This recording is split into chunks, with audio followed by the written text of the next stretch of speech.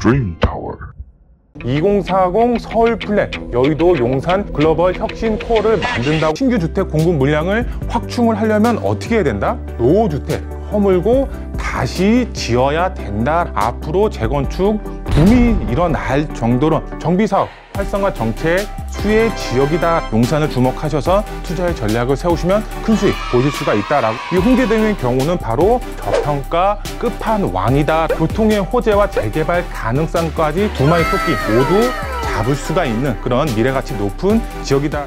드림타워에서는 매주 금요일, 토요일 특강을 진행을 하고 있습니다. 미래 가치가 높은 매물들을 받아보실 수 있는 드림타워 특강은 오로지 예약제로만 받고 있습니다. 아래 번호로 꼭 전화 주셔서 미리 특강 예약 전화 잡아보시기 바라겠습니다.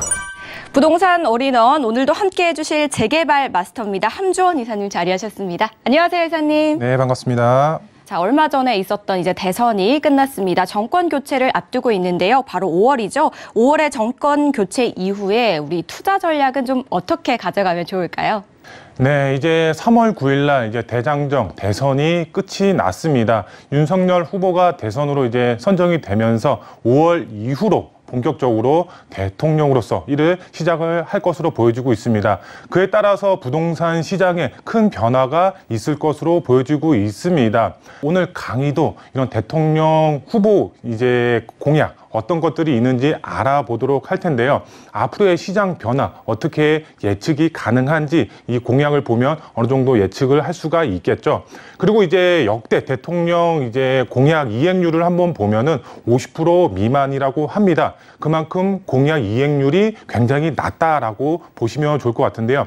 이 윤석열 후보도 이런 공약 자체에서 어떤 공약이 앞으로 가능성이 높고 그다음에 공약 이행률이 어떤 것이 낮은지 오늘 강의를 통해서 한번 알아보도록 하겠고요. 그거에 맞춰서 투자자분들은 어떻게 투자의 전략을 세웠을 때 본인의 자산 가치가 크게 증식이 될 수가 있는지 오늘 강의를 통해서 알아보도록 하겠습니다. 먼저 한번 이제 강의를 보시면은 첫 번째로 역대 대통령 공약 이행률이 앞서서 말씀을 드렸지만 50% 미만입니다.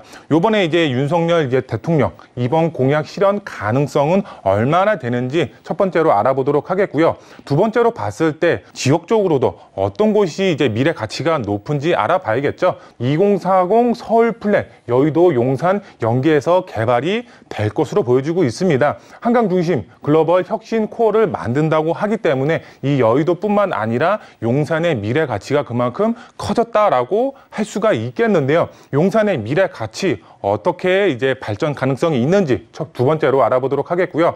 마지막 세 번째로 저평가 지역이란 가치나 수준을 낮게 매긴 지역이다라고 나와 있습니다. 즉 저평가가 되어 있기 때문에 앞으로의 미래 가치가 높은 지역이다라고 말씀을 드릴 수가 있겠는데요. 그 지역이 어디냐? 바로 홍제동이다라고 설명을 드릴 수가 있겠습니다. 앞으로의 이제 미래 가치가 상당히 높습니다. 왜? 그만큼 저평가 끝판왕이다라고 할 정도로 저평가가 되어 있기 때문에 앞으로의 미래 가치, 투자 가치가 상당히 높은 지역 중에 한 곳이다라고 설명을 드릴 수가 있겠는데요. 홍제동 어떤 미래 가치가 있는지 마지막 세 번째로 알아보도록 하겠습니다.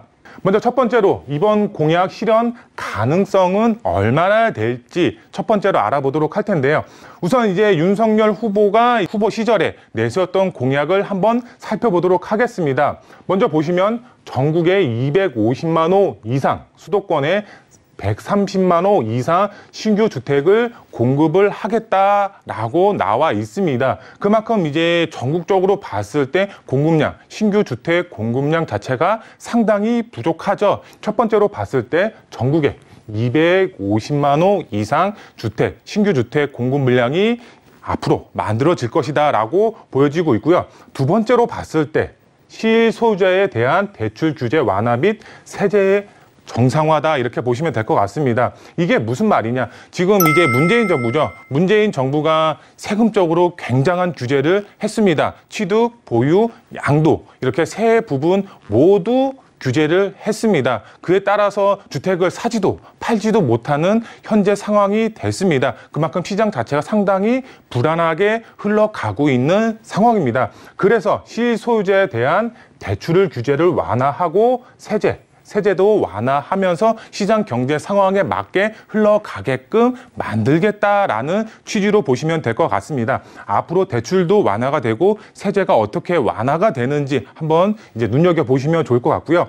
마지막 세 번째로 봤을 때는 임대시장 정상화 및 임차인 주거 안정화에 강화를 하겠다라고 나와 있습니다. 이게 무슨 말이냐? 임대차 3법이죠.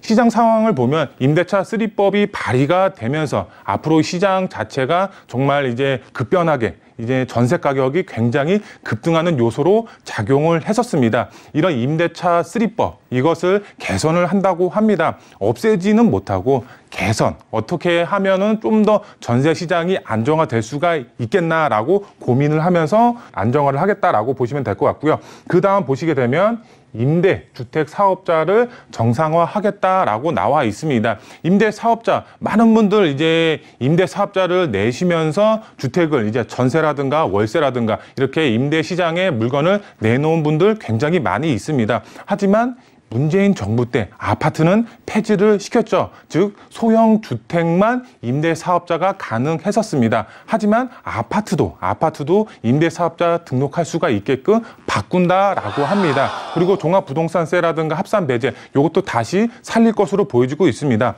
실적으로 임대 사업자 지금 취득세 혜택 말고는 큰 혜택이 없었습니다. 하지만 임대 사업자 완화가 되면서 다양한 혜택이 다시 부여가 될 것으로 보여지고 있습니다. 그만큼 이런 항목들을 자세하게 좀 세부적으로 살펴보시고 투자의 방향을 세우시면 세금적인 부분이라든가 아니면 대출이라는 부분인가 아니면 신규 주택 공급 물량이 생긴다던가 이렇게 다양한 정보를 빨리 습득을 하신 다음에 투자의 전략을 세우시면 본인의 자산 가치가 크게 증식이 되지 않을까라고 이제 설명을 드릴 수가 있겠는데요. 우선 부동산 공약의 핵심 키워드는 뭐가 될까요? 이제 윤석열 대통령 후보자죠. 지금 이제 예비자라고 보시면 될 것 같은데 정비 사업을 통한 신규 주택 공급 물량 확충이다라고 보시면 좋을 것 같습니다. 지금 이제 현재 주택 시장 자체를 보게 되면 공급 물량 자체가 상당히 부족합니다. 부족하기 때문에 이런 지가 상승도 굉장히 크게 상승이 됐고 뭐 규제 완화가 이렇게 이루어진다라고 했을 때 이런 이제 앞으로의 지가가 어느 정도 안정화가 되지 않을까 생각이 되고 있습니다. 공급 절실하다라고 보여지고 있습니다.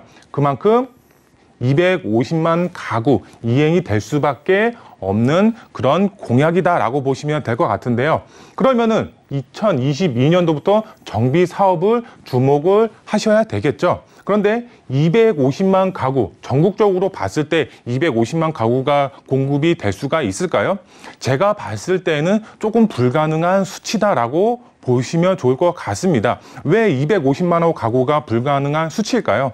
우리가 이제 1기 신도시라든가 3기 신도시 좀 택지 지구 이제 공급 물량 자체를 보면은 약 한 30만 가구 정도 된다고 합니다. 이런 30만 가구가 거의 전국에 10개의 지역이 형성이 돼야지 약 250만 가구가 들어선다라고 보시면 될 것 같습니다.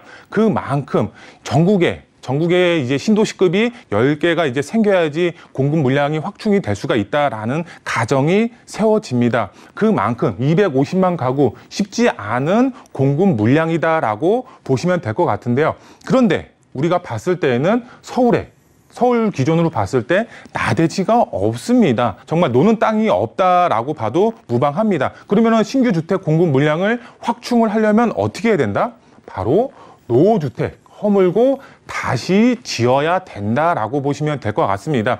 재건축 노후 아파트라든가 아니면 재개발로 봤을 때 노후 밀집 지역 자체를 허물고 새로운 아파트, 신규 아파트를 지어야 된다라고 보시면 좋을 것 같습니다. 그만큼 250만 가구가 공급이 되려면은 재건축이라든가 재개발 활성화 정책이 앞으로 계속적으로 나와야 된다라고 보시면 좋을 것 같은데요. 그러면은 투자자분들은 어떻게 투자의 전략을 세워야 되냐?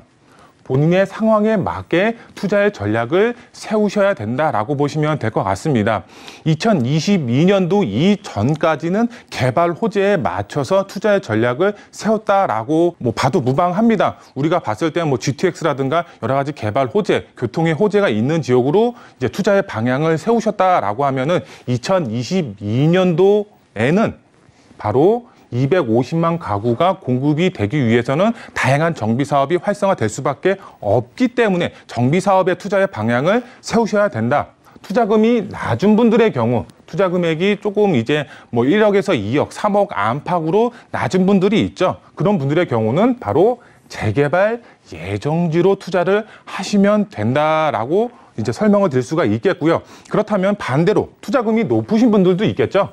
투자 금액이 높으신 분들의 경우는 바로 재건축, 아파트를 투자를 하시면 좋을 것 같습니다. 재개발의 경우는 어느 정도 완화가 계속적으로 이루어지고 있습니다. 서울시만 봤을 때도 다양한 정비 사업들이 활성화되고 있습니다. 뭐 모아주택이라든가 신속통합이라든가 아니면 뭐 역세권 시프트 개발 사업이라든가 소규모 정비 사업이라든가 다양한 정비 사업, 재개발만 봤을 때에도 다양한 정비 사업들이 활성화 정책을 펼침으로써 이제 앞으로 계속적으로 이제 공급이 될 것으로 보여지고 있습니다. 하지만 재건축 아파트의 경우는 대부분 이제 규제 정책이 그대로 있습니다. 초과이익 환수라든가 분양가 상한제라든가 여러 가지 규제 정책이 아직까지 쏠려 있습니다. 하지만 윤석열 이제 후보 공약 자체에 보면은 재건축 아파트 30년 된 이상 아파트 안전진단 면제 카드를 꺼내 들었죠. 그만큼 재건축 아파트 앞으로 재건축 붐이 일어날 정도로 앞으로 큰 이슈가 될 것으로 보여지고 있기 때문에 투자 금액이 적은 분들의 경우는 재개발, 그다음에 투자 금액이 높으신 분들의 경우는 재건축 아파트를 노리셔라. 정비 사업에 맞춰서 2022년도에 투자의 방향을 세우셔라라고 설명을 드릴 수가 있겠습니다. 그러면 지역적으로 한번 알아보도록 하겠습니다. 2040 서울 플랜 여의도, 용산, 연계에서 개발이 된다라고 말씀을 드릴 수가 있겠습니다. 앞으로의 미래 가치가 상당히 높다라고 설명을 드릴 수가 있겠는데요. 그 전에 이제 서울시장님이죠. 그 전 서울시장님이 2030 서울 플랜을 내세웠지만 요번에 오세훈 시장이 2040 서울 플랜 새롭게 내세웠습니다. 우선 이제 대표적으로 이제 보시면은 여의도, 용산, 연계에서 한강 중심 글로벌 혁신 코어 만든다 이렇게 나와 있습니다. 그만큼 앞으로의 미래 가치가 그만큼 크다라고 보시면 될 것 같은데요. 여의도 보시면은 국제 디지털 금융지구로 개발이 될 것으로 보여지고 있습니다. 근데 플러스해서 바로 용산이 같이 연계해서 개발이 된다라고 보시면 될 것 같은데요. 지금 용산의 경우는 여의도 자체가 다 확충이 될 수가 없기 때문에 용산의 국제업무단지죠. 국제업무단지 개발을 하면서 가형 공간을 확충하고 여의도의 공간이 부족한 것을 지원하겠다라고 나와 있습니다. 그만큼 연계해서 같이 개발이 될 것으로 보여지고 있고요. 그만큼 지역 간의 연결성도 강조하고 있습니다. 신규 이제 전철이라든가 교통 여건이 크게 개선이 됨에 따라서 상호 이제 왕복할 수가 있는 그런 교통 여건이 크게 개선이 될 것으로 보여지고 있습니다. 앞으로의 미래 가치, 투자 가치가 상당히 높아질 수밖에 없다라고 보시면 될 것 같은데요. 우선 2040 서울 플랜 발표를 했습니다. 서울 큰 변화를 꿈꾸고 있다라고 보시면 될 것 같은데요. 그 안에서도 우리는 용산 변화의 중심축에 있다라고 보시면 좋을 것 같습니다. 그만큼 투자자분들 더욱 이제 투자 가치가 상당히 높아졌기 때문에 용산을 주목하셔서 투자의 전략을 세우시면 큰 수익 보실 수가 있다라고 설명을 드릴 수가 있겠고요. 정비사업 활성화 정책 수혜 지역이다라고 보시면 좋을 것 같습니다. 그만큼 용산 투자 수요 집중이 될 수밖에 없기 때문에 제가 누누이 말씀을 드리지만 투자는 선점해서 투자의 전략을 세워야지 정말 적은 금액으로 큰 수익 보실 수가 있다라고 말씀을 드릴 수가 있겠고요. 용산 다 개발이 되는 것이 아닙니다. 개발 가능성 높고 이렇게 개발 호재의 영향을 받을 수가 있는 지역은 따로 있습니다. 거기에 또 이제 재개발 가능성까지 크게 열려 있고 재건축도 크게 열려 있는 지역이 있기 때문에 그런 지역에 투자를 하는 것이 핵심 포인트가 되겠고 그런 지역 저희와 함께 상의하셔서 투자의 전략 세우시면 큰 수익 보실 수가 있겠다라고 설명을 드릴 수가 있겠고요. 그 다음에 이제 홍제동 저평가의 끝판왕이다라고 설명을 드릴 수가 있겠습니다. 지도상으로 봤을 때도 지금 노도 기준이 나와 있습니다. 정말 빨간색으로 되어 있죠. 정말 노가 되어 있다라고 설명을 드릴 수가 있겠습니다. 서울 안에 정말 이렇게 노후가 되어 있나라고 할 정도로 굉장히 큰 노후도 조건을 갖추고 있고요. 이 홍제동의 경우는 바로 강북 횡단선이라는 교통의 호재까지 들어가 있는 지역입니다. 앞으로의 미래 가치가 상당히 높다라는 점입니다. 부동산 투자를 계획하시는 분들은 대부분 아시겠지만 신규 전철 노선이 들어가는 지역과 들어가지 않는 지역의 집가 상승폭은 굉장히 크게 나타날 수밖에 없겠죠. 이쪽 지역, 바로 강북 횡단선이 들어가기 때문에 집가 상승은 무조건 이루어지는 지역이고 노후도 기준만 봤을 때도 앞으로의 개발 가능성 크게 열려 있는 곳이다라고 설명을 드릴 수가 있겠는데요. 저평가 끝판왕 홍제동이고요.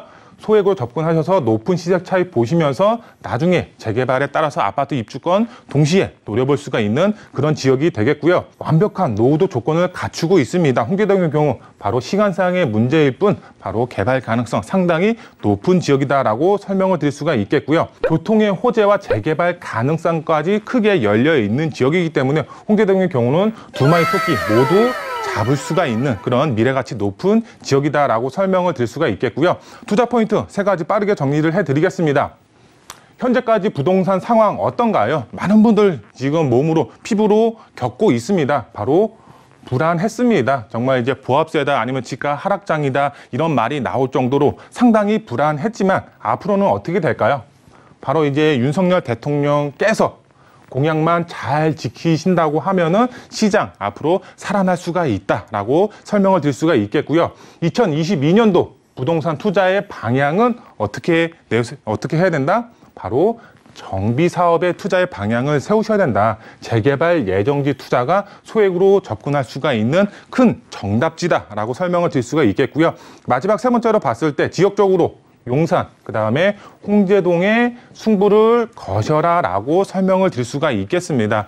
앞으로의 미래 가치가 높고 교통의 호재까지 들어가는 지역이기 때문에 다양한 개발 호재, 그 다음에 재개발 가능성까지 크게 열려 있는 지역이기 때문에 빠르게 선점 투자 전략 세우시면 큰 수익 보실 수가 있겠습니다.